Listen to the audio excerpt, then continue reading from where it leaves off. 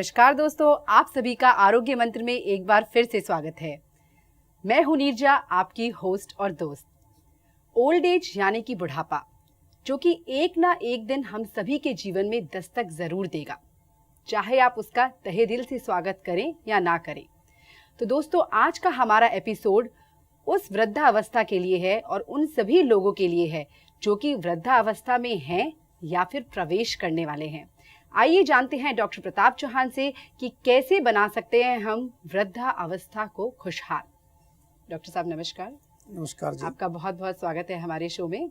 Thank you. तो doctor साहब, हमारा आज का जो टॉपिक है वो है ओल्ड एज पर, वृद्धावस्था पर, और हम आपसे जानेंगे कि जितना भी डीजेनरेशन होता है इस फेज में आकर, कैसे हम उसको थोड़ा सुखद बना सकते हैं, कम पेनफुल बना सकते हैं। लेकिन डॉक्टर साहब, सॉरी मैं आपको इंटरप्ट करूंगी, उससे पहले मैं दोस्तों को बताना चाहूंगी हमारा नंबर। जी हाँ दोस्तों, हमारे बीच आ गए हैं विश्व प्रसिद्ध आयुर्वेदाचार्य डॉक्टर प्रताप चौहान। अगर आपके जहन में है कोई भी सवाल किसी भी समस्या को लेकर, तो आप निसंकोच फोन उठाइए और डायल कीजिए 0129 4040 जी डॉक्टर साहब। जी देखिए, ओल्ड एज एक बिल्कुल स्वाभाविक चीज़ है, कोई घबराने वाली बात नहीं है, डरने वाली बात नहीं है। जैसे आपकी कोई भी वस्तु पुरानी होती है, ऐसे ही ये शरीर भी पुराना होता है। जैसे आप कार खरीदते हैं, नई होती है, फिर धीरे धीरे वो पुरानी होती रहती है। लेकिन आप अगर उसका सही रूप से देखभाल करते हैं, उसकी सर्विसिंग टाइम से कराते हैं, उसका तेल पानी सही से रखते हैं, तो वो ज़्यादा लंबे समय तक बिना किसी तकलीफ़ के चलती है, आपको कोई ट्रबल नहीं देती। सेम उसी प्रकार से आपको इस शरीर को भी समझना चाहिए।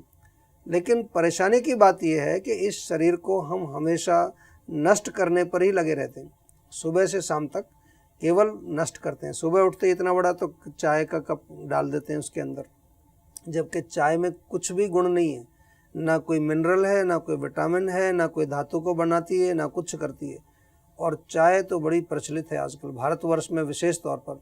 मैं बहुत देशों में जाता हूँ, लेकिन मैंने और किसी देश में नहीं देखा लोग कि सुबह उठते ही चाय पिए, केवल भारत में। पता नहीं, ये भारत देश जहाँ आयुर्वेद का जन्म हुआ, जहाँ आयुर्वेद इतना प्रचलित था और अभी भी है, आज हमारे भारतीयों को खान पान के मामले में बहुत गड़बड़ है। फिर उसके बाद पता नहीं, आजकल वो टोस्ट खाते हैं लोग, कुछ लोग सैंडविच खा रहे हैं, कुछ लोग बर्गर खा रहे हैं, कुछ लोग पिज़्ज़ा खा रहे हैं, कुछ नूडल्स खा रहे हैं, पता नहीं क्या क्या चीज़ें उसमें डालते रहते हैं।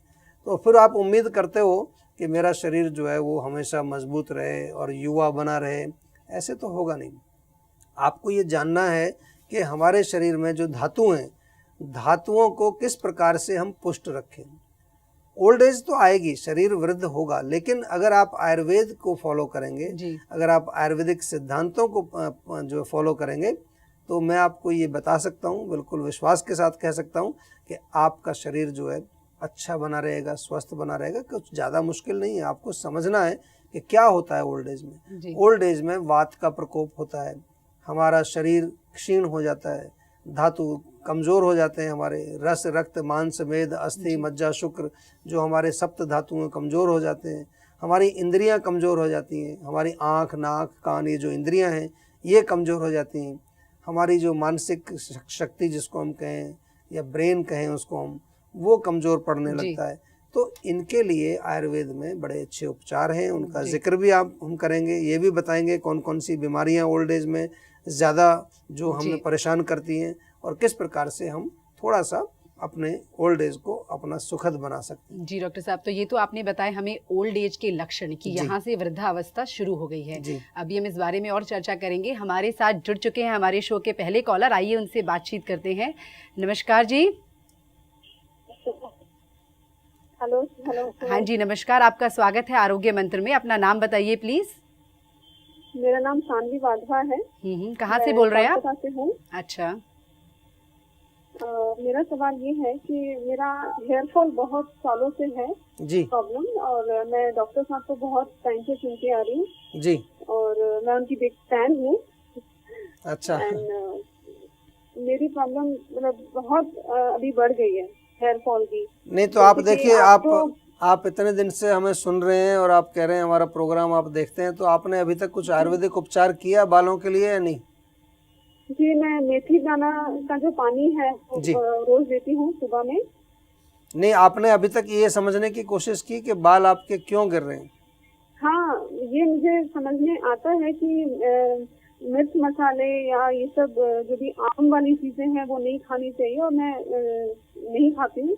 बाहर का खाना नहीं खाती हूँ, जंक फूड नहीं लेती हूँ, कोल्ड ड्रिंक्स नहीं लेती हूँ, जी, कॉफी नहीं पीती हूँ। बहुत अच्छी बात। बाकी और ये सब चीजें मैं फॉलो करती हूँ, क्योंकि जैसे कि आपको सुनते सुनते मुझे इतना मालूम हो गया है कि 60% जो ट्रीटमेंट होता है वो परहेज से होता है। बहुत अच्छी बात है, बहुत अच्छी बात है। हमें बड़ी खुशी है कि आप आयुर्वेद को समझ रहे हैं और हमारा जो मैसेज है वो आपको अच्छी तरह समझ आ रहा है, क्योंकि ऐसा फीडबैक जब हमको मिलता है तो हमें थोड़ा और उत्साह हमारा बढ़ता है कि हमारा जो उद्देश्य है आप लोगों तक आयुर्वेद पहुंचाना, और पहुंचाना इस तरीके से कि आप उसका पालन करें। केवल हम इसको ये नहीं कि आप सुन लें और नुस्खे लिख लें और उनको एक तरफ फेंक दें और अपना लाइफस्टाइल आप ना बदलें, खान पान ना बदलें, तो हमारा फिर मकसद पूरा नहीं होता। तो हमें भी बहुत खुशी हुई है, आपको जैसे खुशी हो रही है हमसे बात करके, हमें भी बड़ी खुशी है कि आप ये भी समझ गए हैं कि 60% आपका जो है परहेज से काम चलता है। थोड़ा सा इसमें एक चीज़ और बताना चाहेंगे, बालों के लिए कुछ आंतरिक जो है चिकित्सा भी करनी चाहिए, इंटरनल मेडिसिन बालों के लिए कुछ लेनी चाहिए। उसमें एक आंवला हम बताया करते हैं, आंवले का चूर्ण आपको ज़रूर खाना चाहिए। आंवले को किसी भी रूप में खाइए, ताज़ा आंवला मिलता है तो ताज़ा आंवला चटनी बना सकते हैं, आप उबाल करके खा सकते हैं, या जो है आंवले का चूर्ण आप ले सकते हैं, आंवले का मुरब्बा आप ले सकते हैं, उससे बहुत फ़ायदा होगा। साथ में कुछ आयुर्वेदिक औषधियाँ बड़ी अच्छी काम करती हैं बालों के लिए, क्योंकि आपने कहा कि रोग आपका बहुत पुराना हो गया है। जी जी, तो इसमें मैं आपसे निवेदन करूंगा कि हमारे यहाँ जीवा में हमने पूरा एक हेयर केयर पैक भी बनाया हुआ है, साथ में कुछ आयुर्वेदिक औषधियाँ। आयुर्वेद में जो है हर रोग के लिए औषधियाँ काफ़ी अच्छी हैं, तो उनका भी आपको प्रयोग करना चाहिए, और उसके लिए आप हमारे डॉक्टर से बातचीत करके थोड़ा सा एक पर्सनल कंसल्टेशन करके वो औषधियाँ मंगा सकती हैं। लेकिन आंवला तो आप आज से ही खाना शुरू करिए, उससे आपको जो है क्या होगा, पित्त की शांति होगी।